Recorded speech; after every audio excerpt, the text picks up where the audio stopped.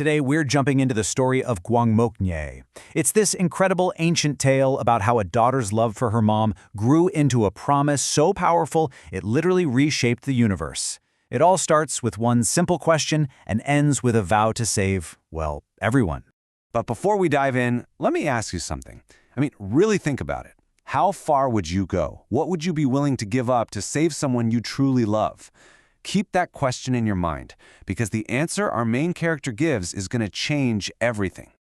All right, so let's set the scene. We're going way, way back to an ancient time, when a Buddha by the name of Pure Lotus Eye was walking the earth. And it's here that we meet our hero, a woman named Gwangmok.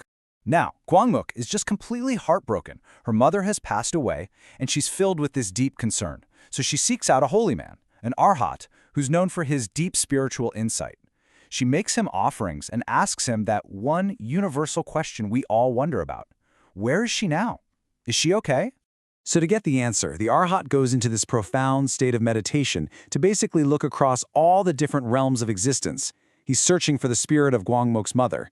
And when he finally comes out of it, you can just tell by the look on his face, the news is really, really not good. The arhat has to tell Gwangmok that her mother, well, she hasn't found peace. Not at all. In fact, she's fallen into a truly terrible place, and she's suffering immensely. And the reason why is even more of a shock. It all comes down to something called negative karma. Now, think of karma less like a judgment from on high, and more like a law of nature, like spiritual gravity. Your actions have consequences. And Gwangmok's mother, well, let's just say she had racked up an unbelievable amount of karmic debt. And get this. Her big sin wasn't some grand, dramatic act of evil. It was a daily habit. She loved to eat fish and turtles, and the story makes a point of saying she especially loved eating their eggs. You see, the sheer number of lives she took, one tiny creature at a time, eventually added up to this crushing karmic weight of over 10 million. Hearing all this, Gwangmok is, of course, devastated. But she's not ready to give up. She asks, what can I do? There has to be a way. So the arhat lays out a clear three-step plan to save her. He tells her to pray with all her heart to the Buddha of that time, Pure Lotus Eye, then create a sacred image of him, and finally make offerings to that image. It's her one path to rescue. And Gwangmok doesn't waste a second. She throws everything she has into following these instructions. And believe it or not, it actually works. A miracle happens, but it's got a terrifying catch that nobody could have seen coming. So, right after her prayers, a servant in Gwangmok's own house gives birth to a child. A dream had already told Gwangmok this was going to happen, so it seems like, wow, mission accomplished. Her mother has been saved from suffering and is reborn right there in the safety of her own home. But just 3 days after being born, the infant does the impossible.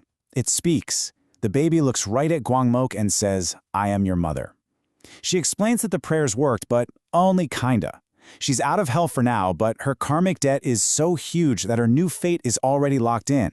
And that's the deadline. 13 years. The mother will live this short, humble life. And on her 13th birthday, she's destined to die and fall right back into a terrible realm to continue suffering. The clock is officially ticking. And the infant even explains the why behind her grim fate. And you can see how it's a perfect cause and effect relationship. Her endless killing of tiny creatures led to this short, lowly life. And a second sin, a habit of using abusive, hateful language, is the very thing that's going to drag her back down to hell. So, faced with this absolutely horrifying truth that her mother is just on a temporary break from suffering, Gwangmok realizes that her earlier prayers weren't enough. To fight against karma on this scale, she has to do something cosmic. So Gwangmok stands before the image of the Buddha and makes one of the most powerful vows you'll ever hear. She has a huge realization. The thing causing her mother to suffer is the same thing causing all beings to suffer. So she expands her love for her mom into a promise for everyone. She vows not just to save her mother, but to save every single being in every single hell for all of time.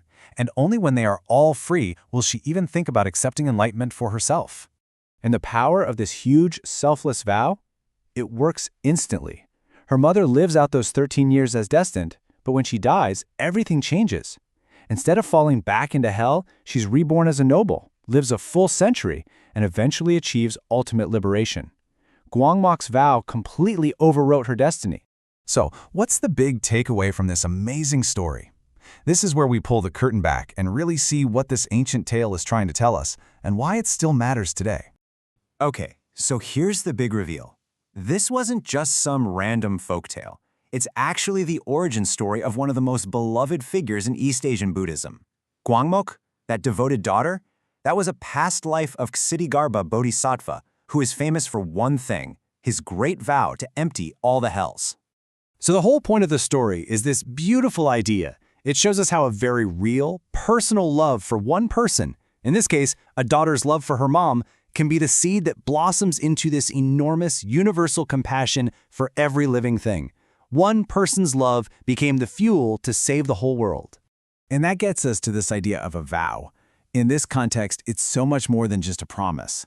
It's a life force. It's that core driving purpose that gives your life meaning and direction. It's the kind of big dream that can give you the power to turn a life of suffering into one of meaning and success. Which brings it all back to us, doesn't it?